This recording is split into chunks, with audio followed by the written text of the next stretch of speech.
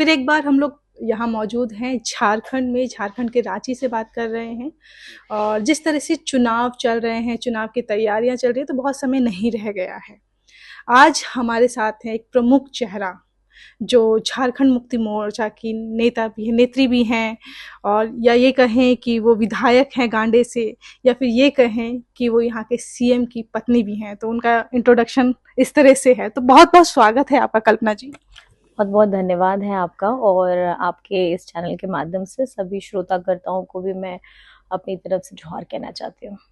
पहले तो जानना चाहेंगे, क्योंकि जानते हैं कि आपका पहले से राजनीतिक जो है इस तरह से इन्वॉल्वमेंट नहीं रहा है पार्टी में, या कभी देखने को भी नहीं मिला है। आपको जब सुनते हैं, आपको जब देखते हैं, तो हम जानना चाहेंगे कल्पना सोरेन है क्या। अगर मैं अपना बचपन बताऊं तो मेरे पिताजी आर्मी ऑफिसर हैं थे।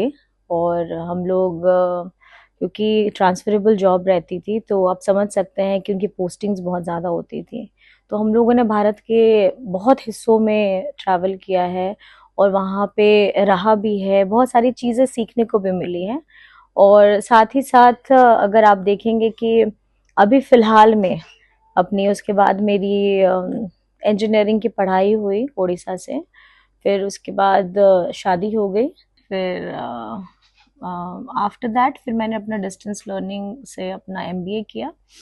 और फिलहाल अभी I am a mother of to.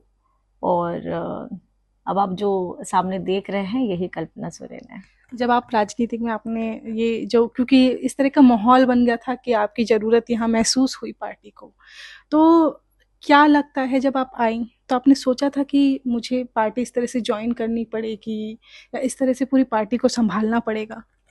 देखिए मैं ये बस इतना कहना चाहूंगी कि महिला होने के नाते हम लोग हर सिचुएशन के लिए, या आप कह सकते हैं कि हर परिस्थिति के लिए हम लोग हमेशा तैयार ही रहते हैं। चाहे घर की जिम्मेदारी हो या आप पार्टी की जिम्मेदारी। ये एक परिवार है। घर में परिवार के लोगों की संख्या थोड़ी कम होती है और पार्टी अगर मैं आप देखेंगे तो पार्टी में लोगों की संख्या बढ़ जाती है। बहुत अच्छा लग रहा है। और अच्छा इसलिए लग रहा था क्योंकि जिस परिस्थिति में मेरा आगमन हुआ था तो मैंने कभी नहीं सोचा था कि कभी मुझे इस तरीके से आना भी पड़ेगा।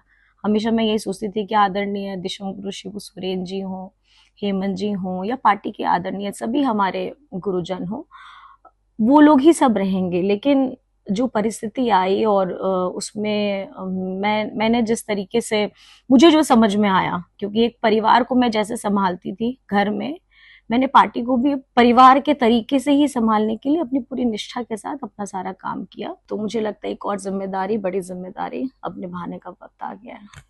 मुख्यमंत्री हेमंत सोरेन पर जब ये पूरा मनी लॉन्ड्रिंग वाला मामला चला, अचानक ये सब चीज़ें हुई, क्या लगता है अगर वो समझौता कर लेते, जो दूसरी विपक्ष पार्टियां हैं उनसे समझौता कर लेते, तो क्या ये दिन आप देख पाते। मैं इसको इस तरीके से नहीं समझती हूँ। मैं ये देखती हूँ कि हमारे आदरणीय गुरुजी ने और हमारे जितने क्रांतिकारी अगुवा साथियों ने इस झारखंड के लिए अपना बचपन, अपनी जवानी, और अभी आप कह सकते हैं एक बुढ़ापे के पायदान पे आके खड़े हुए हैं। तो उन्होंने बहुत कुर्बानियां दी हैं अपने परिवारों को छोड़ करके, उनका अपना परिवार को छोड़ करके झारखंड को अपना परिवार माना है। और उन्होंने जब इतनी कुर्बानी किस लिए दी, यहाँ के लोगों के लिए दी, यहाँ के मुद्दों को प्रखर तरीके से आवाज उठाई।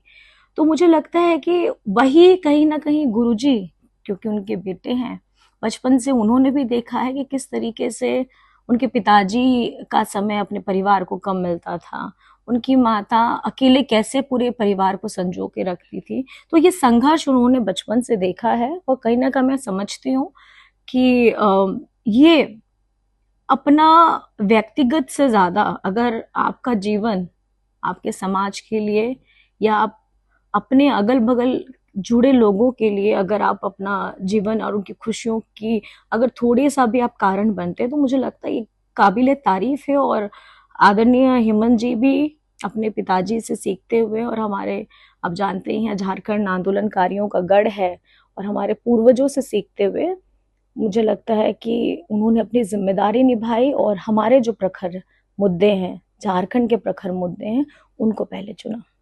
आप अभी लगातार रैली कर रही हैं, जी मैया सम्मान योजना है और जी लोगों से मिल रही हैं, तो जो विश्वास और जो उम्मीद जो हेमंत सोरेन जी से थी, क्या वो आपसे आपको मिल पा रही है उम्मीद, वो प्यार मिल पा रहा है उनके बीच? इसमें मैं एक्चुअली आप ही से सवाल पूछना जरूर चाहूंगी, क्योंकि मैंने आपको देखा था कि आप वहां पर मैं कवर कर रही थी।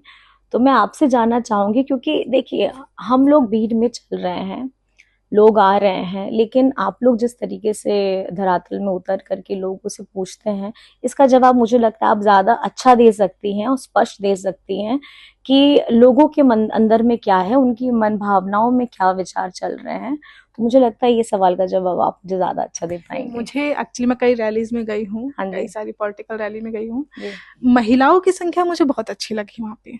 जी महिलाएं ही महिलाएं थी, मुझे लगता है बहुत ही कम। जो मैं हमेशा उल्टा रेशियो देखती हूँ हर जगह, पुरुष ज्यादा होते हैं महिलाएं कम होती है, वहां पे ये देखने को मिला कि जी। पुरुष यहाँ कम है महिलाएं ज्यादा है। तो महिलाओं की उम्मीदें बहुत लगी आपसे। देखिए मैं आपको बता रही हूँ कि झारखंड में पहली बार, मतलब झारखंड बनने के बाद ये पहली बार है कि राज्य के मुख्यमंत्री जी ने हमारी आधी आबादी की चेहरों में मुस्कुराहट लाने का काम किया है। और ये मुस्कुराहट क्या है? ये एक सम्मान है। हम घर की स्त्रियां, हम घर की गृहिणी क्या चाहती हैं?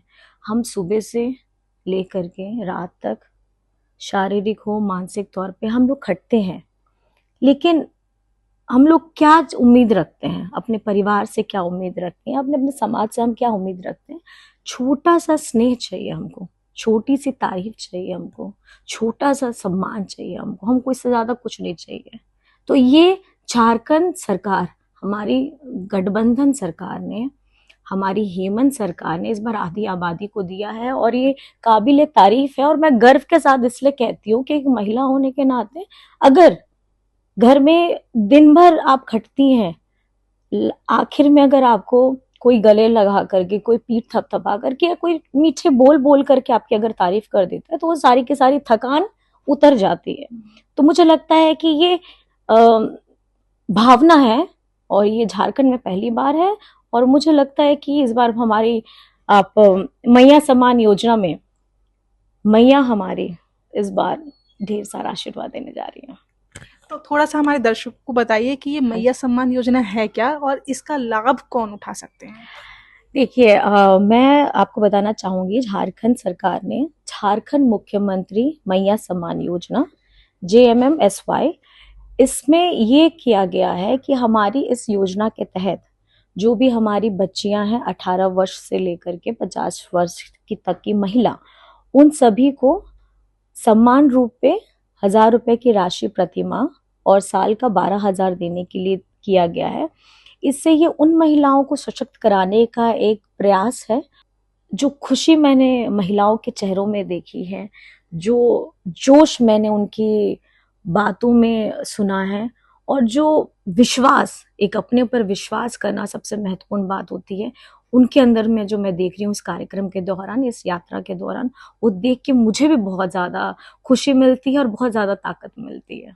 इसमें एक चीज ये जोड़ना चाहूंगी कि क्या ये जो योजना है जी हर महिला के लिए है, या जो जिनको वेतन मिलता है या कहीं कमाती हैं उनके लिए नहीं है? नहीं नहीं, देखिए बेसिकली ये जो हमारे खास करके गृहिणियां हैं, हाँ जी हाँ जी हाँ जी, उनके लिए है। जो नौकरी करती है उनकी तो अपनी अच्छी कमाई रहती है। ये उन महिलाओं के लिए जिनके लिए 500 रुपए, क्या 100 रुपए, 50 रुपए, ये सब कमाना भी बहुत कष्टदायक है।